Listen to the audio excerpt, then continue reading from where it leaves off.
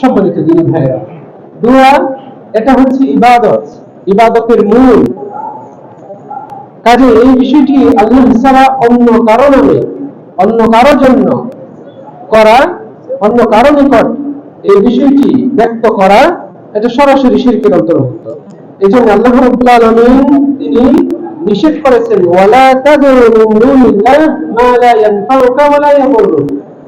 তুমি আল্লাহকে বাদ দিয়ে এমন কাউকে ডাকো না, অন্য এমন কারো কাছে দোয়া করো না যে তোমার উপকার বা ক্ষতি কোনোটাই করতে পারে না।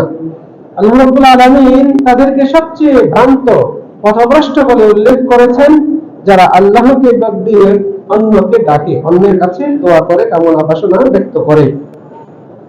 আমরা অনুরূপভাবে জেনেছি যে আমাদের সমাজে কিছু সংখ্যক মানুষ, এবং এই কিছু সংখ্যক সেটাও কম নয়, তারা আল্লাহকে বাদ দিয়ে গায়রুল্লাহকে সন্তুষ্ট করার জন্য, অন্য কাউকে সন্তুষ্ট করার জন্য জবাই করে, কুরবানি করে।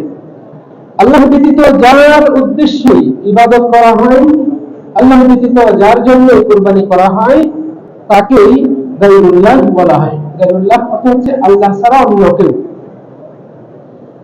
ফলে আমাদের সমাজে আমরা যে চিত্র দেখি, যে মাজারে গিয়ে সেই ব্যক্তির যে মাজারে বা কবরে শহীদ রয়েছে, তার উদ্দেশ্যে কুরবানি করা হয়, পশু জবাই করা হয়, মান্নত নেওয়া হয়, নজর মানা হয়, গরু, ছাগল, হাঁসি, দুম্বা ইত্যাদি এগুলো পশু নিয়ে সেখানে নিয়ে যাওয়া হয়, কুরবানি করা হয়। এটা সরাসরি শিরকের অন্তর্ভুক্ত। নবী সাল্লাল্লাহু আলাইহি ওয়াসাল্লাম বদদুয়া করেছেন এরকম ব্যক্তির জন্য যে আল্লাহ ব্যতীত অন্যের নামে অন্যকে সন্তুষ্ট করার জন্য, খুশি করার জন্য জবাই করে, পশু জবাই করে।